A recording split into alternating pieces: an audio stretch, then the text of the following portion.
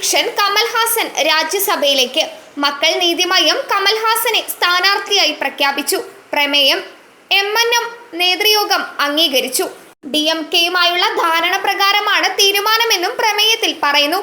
തമിഴ്നാട്ടിൽ ഒഴിവ് വരുന്ന 6 സീറ്റുകളിൽ ജൂൺ 19-നാണ് തെരഞ്ഞെടുപ്പ്. 3 സ്ഥാനാർത്ഥികളെ DMKയും പ്രഖ്യാപിച്ചു.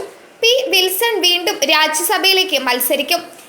SR ശിവലിംഗം, എഴുത്തുകാരി സൽമ എന്നിവരും DMK സ്ഥാനാർത്ഥികളാകും.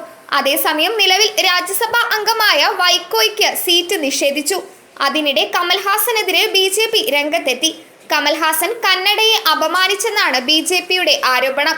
തമിഴിൽ നിന്ന് ഉരുവം കൊണ്ട ഭാഷയാണ് കന്നഡയെന്ന് തഗ് ലൈഫ് ഓഡിയോ ലോഞ്ച് പരിപാടിയിൽ കമൽ പറഞ്ഞിരുന്നു. ഇത് കന്നഡ ഭാഷയെ അപമാനിക്കുന്നതാണെന്ന് കർണാടക BJP പ്രസിഡന്റ് B. വിജയേന്ദ്ര പറഞ്ഞു. സ്വന്തം ഭാഷയെ പുകഴ്ത്താൻ മറ്റൊരു ഭാഷയെ ഇകഴ്ത്തരുതെന്നും B. വിജയേന്ദ്ര കൂട്ടിച്ചേർത്തു. കന്നഡ നടൻ ശിവരാജ്കുമാറിനോട് സംസാരിക്കവെയായിരുന്നു കമൽഹാസന്റെ പരാമർശം. News desk മലയാളാക്ഷരം.